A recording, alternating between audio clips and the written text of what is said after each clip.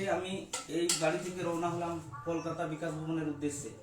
আজকে আমরা জানি আমরা আজকে যোগ্য শিক্ষকরা চাকরিহারা, যোগ্য শিক্ষক আজকে আমরা চাকরিহারা। আমরা এরকম হাজার হাজার আমরা শিক্ষক আছি যিনারা 3-4টা এসএসসি পাস করার পরও আজকে আমরা চাকরি হারাতে হয়েছে। তার জন্য দায়ী আমাদের দুর্নীতি নেতা মন্ত্রীরা এবং যে দুর্নীতি এসএসসি, দুর্নীতি মধ্যশিক্ষা পর্ষদ এবং দুর্নীতি বিকাশ ভবন, যার জন্য আজকে আমরা চাকরি হারিয়েছি। এই চাকরি যাতে ফেরানোর জন্য আজকে আমি মায়ের কাছে আশীর্বাদ নিয়ে বাড়ি থেকে বেরোচ্ছি এবং সঙ্গে আমার যে শাশুড়ির নাম আছে সেগুলো নিয়ে যাচ্ছি। আজকে আপনারা জানেন দেশের জন্য, আজকে দেশকে রক্ষার জন্য আমাদের অনেক সৈনিক শহীদ হয়েছেন। ওনাদের উদ্দেশ্যে ওনারাও আত্মা কামনা করি এবং ওনাদের যাতে আমাদের দেশের জন্য ওনারা বীরের সঙ্গে লড়াই করেছেন এবং আমাদের দেশকে রক্ষা করেছেন, ওনাদের প্রতি আমাদের শ্রদ্ধা। এবং তার সঙ্গে সঙ্গে আজকে আমাদের সাঁওতালের যে শিকার এখন জোর কদমে চলছে, বিভিন্ন অযোধ্যা সুতানটাঁড়িতে এখন জোর কদমে শিকারীরা শিকার করতে গেছেন, ওনারাও সুন্দরভাবে বাড়ি ফিরে আসুন এবং সৈনিকরাও সুন্দরভাবে যুদ্ধে জিতে বাড়ি ফিরে আসুন এবং এটা আমি কামনা করি। আজকে আমরাও যুদ্ধে নেমেছি, একটা বিরাট যুদ্ধ। যে যুদ্ধ হচ্ছে আমাদের এই যে সরকার যে চিন্তা ভাবনা যে এই শিক্ষা ব্যবস্থাকে তুলে দেওয়ার জন্য, সেই শিক্ষা ব্যবস্থা তুলে দেওয়ার জন্য আজকে অর্থাৎ আমাদের চাকরি হারাতে হয়েছে।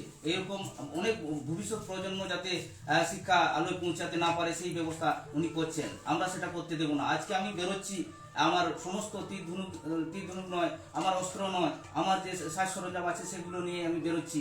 আমার এই জিতে বাড়ি ফিরবো এই আশা নিয়ে বাড়ি থেকে বেরোচ্ছি। হ্যাঁ, আর সঙ্গে আমার খাওয়ার জন্য মা দিয়ে যাচ্ছেন, যাতে আমি নিয়ে যাচ্ছি, এগুলো নিয়ে আমি বাড়ি থেকে বেরোবো এবং বাড়ি থেকে বেরোর পর যাতে আমি এই যুদ্ধে অর্থাৎ এই যে আমাদের মায়ের চোখের জল সেগুলো মুছার জন্য এবং আমাদের জীবন জীবিকাকে অবরুদ্ধ করে তোলার জন্য যে চিন্তা ভাবনা সরকারের, সেগুলো আমরা সমস্ত সেগুলোকে মুছে দিয়ে আমরা যাতে জিততে পারি এবং আবার পুনরায় স্কুলে ফিরতে পারি, সেই উদ্দেশ্যে নিয়ে আমরা রওনা হচ্ছি। আজকে আমাদের যে সমস্ত যোগ্য শিক্ষকরা আছেন, আপনারা কেউ বাড়িতে বসে থাকবেন না। আজকে আমি একা যাচ্ছি, পরবর্তীকালে যদি আমাদের এই সমস্যার সমাধান সরকার না করেন, বাড়িতে সমস্ত আমার ফ্যামিলি, আমার বাচ্চা কে নিয়ে যাব এবং আমার মাকেও নিয়ে যাব, আমার স্ত্রীকেও নিয়ে যাব।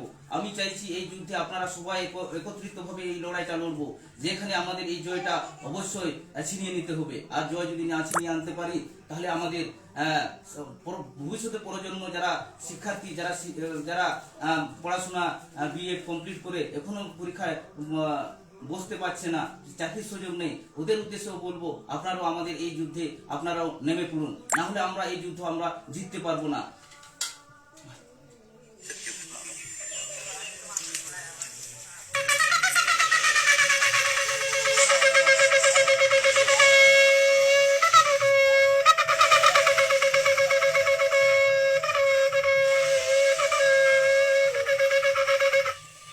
আমরা সবাই আসুন, একত্রিতভাবে আমরা যুদ্ধটা চালিয়ে যেতে পারি এবং আমরা এই যুদ্ধটা জিততে পারি।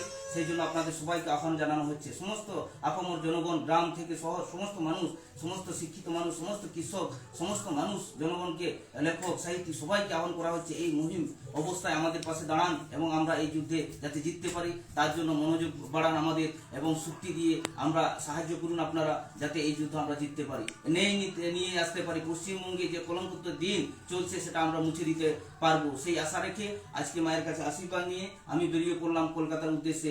বিকাশ ভবন আজ ঘেরাও কর্মসূচি কালকে আছে, সেই হিসাবে শিক্ষা দপ্তরে ঘেরাও কর্মসূচি আছে, সেই ঘেরাও কর্মসূচিকে সাফল্য করার জন্য আমি বেরিয়ে পড়েছি। হ্যাঁ,